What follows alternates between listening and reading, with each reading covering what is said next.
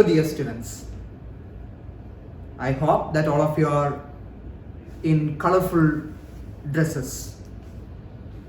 It's me, Mathew Varghese, here to introduce you the 100 dresses part 2.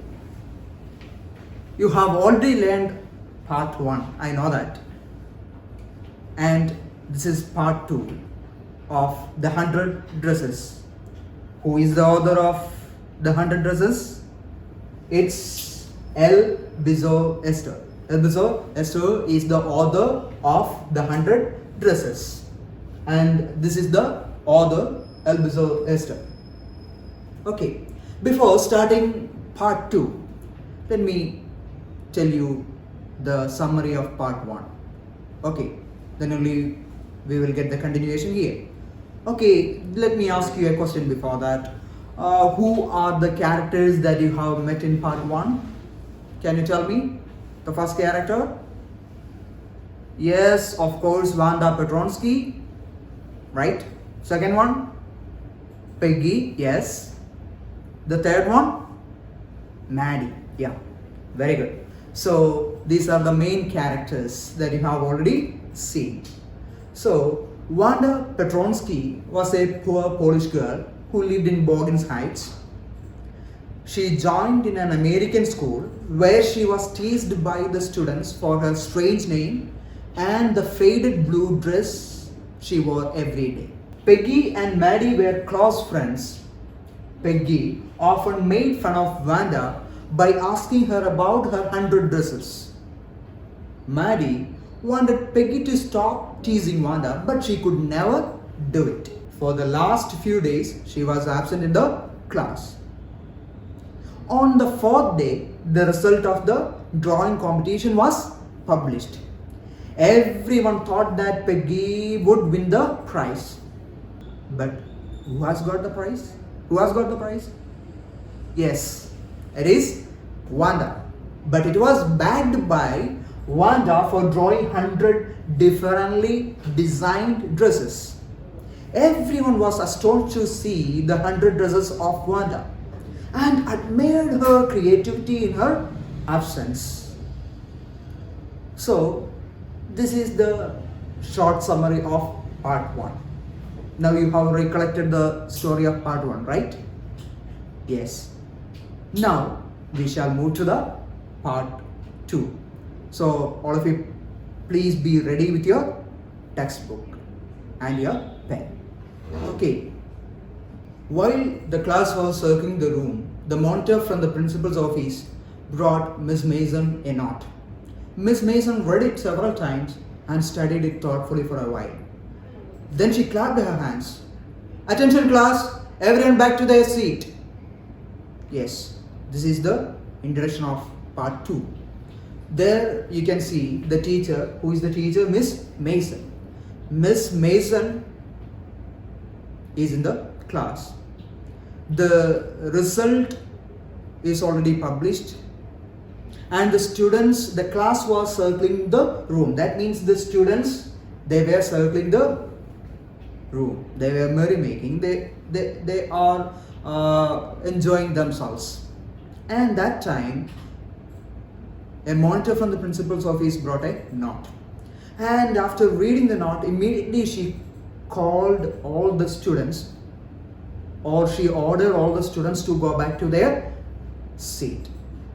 So that note is something important. So when she said this, what did they do? What did the students do?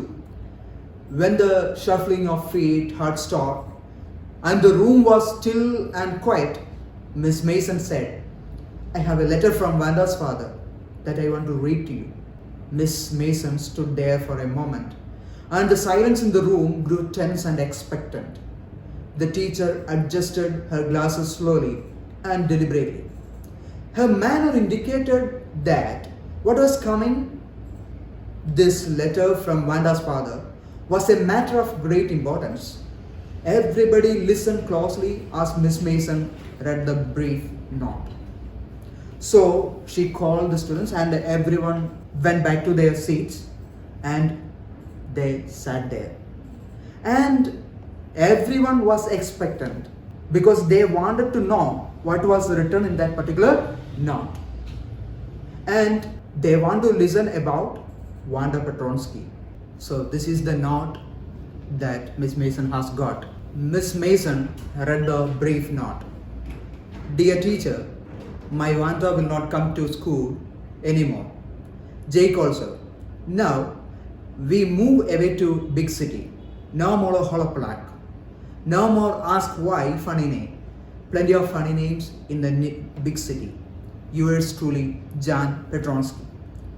So this is the note written by Wanda's father. Here you have to notice one thing.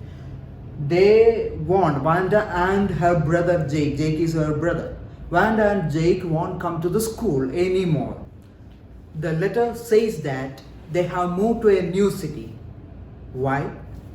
Because he has mentioned the reason. The reason is this: no more holoplaque. What does that mean? Holoplaque means it's a contemptuous word to refer to a person of Poland. Actually, in the first part you have seen Wanda Petronsky was teased by the students because of her funny name. That's why she is fed up, or their family is fed up. So that made them to move to a new city. And in that new city, no more holoplaque. They are quite safe there. Actually, there are a few people with strange names. So she is never going to be, or they are not going to be teased by others in the new city. And here you have to notice one thing. They mentioned, or Wanda's father, Jan Petronsky, mentioned one thing. What? Plenty of funny names in the big city. So the main reason for their moving to the new city is this. Actually, the students of the school, they teased Wanda Petronsky for her funny or strange name. And that made a bad impact on the family too. That's why they have moved to the new city. So let us see what is going to happen in that class after listening to the note. A deep silence met the reading of this letter. Miss Mason took off her glasses, blew on them, and wiped them on her soft white handkerchief. Then she put them on again and looked at the class. When she spoke, her voice was very low. I am sure that none of the boys and girls in room 13 would purposely and deliberately hurt anyone's feelings because his or her name happened to be a long unfamiliar one. I prefer to think that what was said in thoughtlessness. I know that all of you feel the way I do, that this is a very unfortunate thing to have happened. Unfortunate and sad, both. And I want you all to think about it. So this is the comment of Miss Mason. Miss Mason says that actually I think that none of you have done, or none of you have teased Wanda because of her funny name. I think so. And she says this, even if someone has a strange name, you should not tease them. And she tells this, what has happened? What has happened? The family moved to a new city. What has happened is unfortunate and sad. It is really unfortunate and it is really bad. And such things should not be repeated. So this is the comment made by Miss Mason after reading the note to the class. Now the next paragraph. The first period was a study period. Maddie tried to prepare her lessons, but she could not put her mind on her work. She had a very sick feeling in the bottom of her stomach. True, she had not enjoyed listening to Peggy ask Wanda how many dresses she had in her closet. But she had said nothing. She had stood by silently, and that was just as bad as what Peggy had done. Worse, she was a coward. At least Peggy hadn't considered they were being mean, but she, Maddie, had thought they were doing wrong. She could put herself in Wanda's shoes. So, after listening to the note, the temperament of Peggy and Maddie, that is going to be discussed. So, the first period was a study period. Maddie is trying to prepare her lessons, but is she able to do it properly? Just look at the text. Is she able to do it? No, she could not put her mind on her work. Actually, she is not able to concentrate on her work because she is thinking about Wanda. Actually, when Peggy was teasing Wanda, Maddie stood there silently. Actually, she hasn't teased Wanda. She stood there silently. But she feels that she was a coward. She thinks like this. She could have told she could have told Peggy to stop teasing Wanda, but she hasn't done it. So she stood there silently. So she feels that it is also a crime. She is also a part of that crime, even if she stood there silently. So now she could put herself in Wanda's shoes. What is that? Put herself in Wanda's shoes. What does that mean? That means to make an effort to imagine how you would feel if you were in the same situation of the other person. Now she is trying to imagine herself in Wanda's position. She is imagining herself as Wanda. Now she can understand the feelings of Wanda Petronsky when she was teased by Peggy. Now the next paragraph. Goodness, wasn't there anything she could do? If only she could tell Wanda she hadn't meant to hurt her feelings. She turned around and stole a glance at Peggy, but Peggy did not look up. She seemed to be studying hard. Well, whether Peggy felt badly or not, Maddie, had to do something. She had to find Wanda Petronsky. Maybe she had not yet moved away. Maybe Peggy would climb the heights with her, and they would tell Wanda she had won the contest, that they thought she was smart and her dresses were beautiful. So this is the process or the thoughts that are arising in the mind of Maddie. She thinks that she wants to go to Varghese Heights, and she wants to tell Wanda that she has won the contest, and she wants to tell her that her dresses were beautiful. Her dresses were beautiful.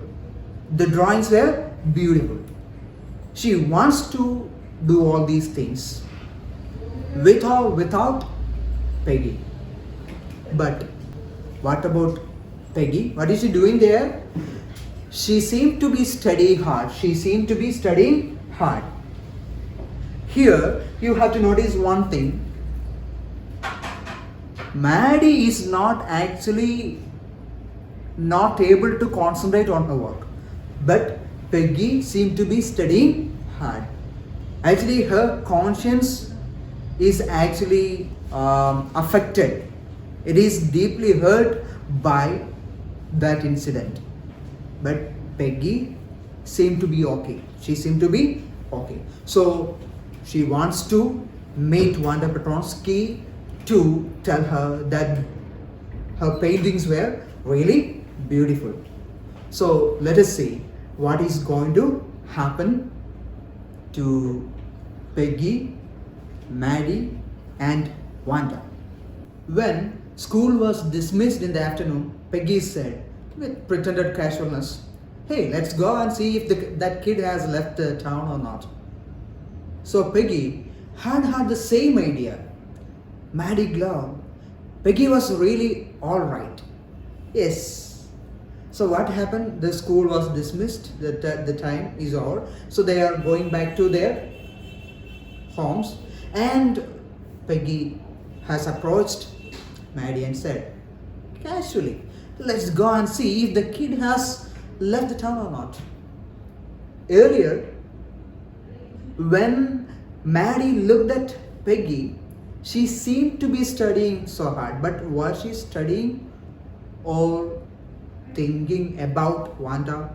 Yes, she was also thinking about Wanda. That's why just after the school, she has asked this question to Maddie. Okay, shall we go there and check whether she has or whether the family has moved to the new city or not? Yes. So Peggy and Maddie, both of them have the same feelings. And right now, Maddie is really happy because she also wanted to tell the same thing to Peggy. Now, Maddie is also happy. The two girls hurried out of the building up the street toward Varghese Heights, the part of town that was such a forbidding air of this kind of a November afternoon, drizzly, damp and dismal. Well, at least, said Peggy gruffly, I never did call her a foreigner or make fun of her name. I never thought she had the sense to know we were making fun of her anyway. I thought she was too dumb. And gee, look how she can draw. Yes, so this is the conversation which is happening there. They are moving to Varghese Heights, where Wanda Petronsky lived. Okay, they are moving to Varghese Heights. And when they were moving to Varghese Heights, it was drizzly, damp and dismal. And she says this, Peggy says this, she is saying this gruffly in a low voice. I never did call her a foreigner or make fun of her name. Now here in this paragraph you can see she is trying to justify herself, right? Actually, well, at least I never did call her a foreigner or make fun of her name. Okay, actually I haven't called her a foreigner or I haven't teased her by her name. The other students did. I didn't do. Actually, how did she make fun of her? By asking about the number of dresses she had and then pairs of shoes that she had. So that she is trying to justify herself here. And she says this, I haven't ever made fun of her. And look at this picture. Look at the pictures. Actually, she drew pictures very beautifully. And she says this, I thought she was too dumb. Actually, whenever they asked Wanda Petronsky about the number of dresses and the number of shoes, she always gave them a reply, right? I have 100 dresses, 60 pairs of shoes, lined up in a closet, arranged well, right? In that way she answered all the time. So that's why she is saying, I thought she was too dumb. She was a dullard. I thought so. So after listening to the note, they understood that actually they made fun of Wanda Petronsky and that teasing had hurt her feelings. But here you can see she is trying to justify. And here you can see one word G. G, it's an expression showing surprise or excitement. G, it's an expression, okay, which shows surprise. So G, how beautifully she can draw.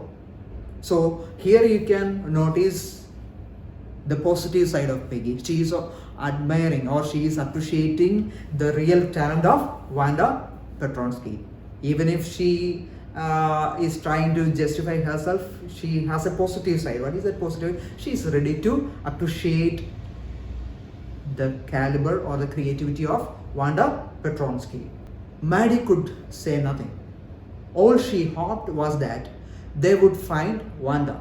She wanted to tell her that they were sorry they had picked on her and how wonderful the whole school thought she was, and please not to move away and everybody would be nice. She and Peggy would fight anybody who was not nice. While Peggy is trying to justify herself, the thought process of Maddie is in the other way. She wanted to, or she hoped to find out Wanda, and she wanted to tell her sorry, and she wanted to tell her that they won't tease her anymore, and she wanted to tell her that she and Peggy would fight anybody who was not nice in that particular school, and she wanted to tell her not to move to a new city. So this is the thought process of Maddie.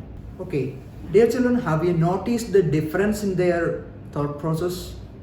Peggy trying to justify, and Maddie wants to meet Wanda and tell her that they would never mock her. And this is the difference between Peggy and Maddie. So these girls, they are moving to Varghese Heights to meet Wanda Petronsky. So let us see what is going to happen to them, or whether they will be able to meet Wanda Petronsky or not in the next class. So with this, I am winding up today's class. Thank you. All of you must read the text thoroughly, and meet you in the next class. Thank you.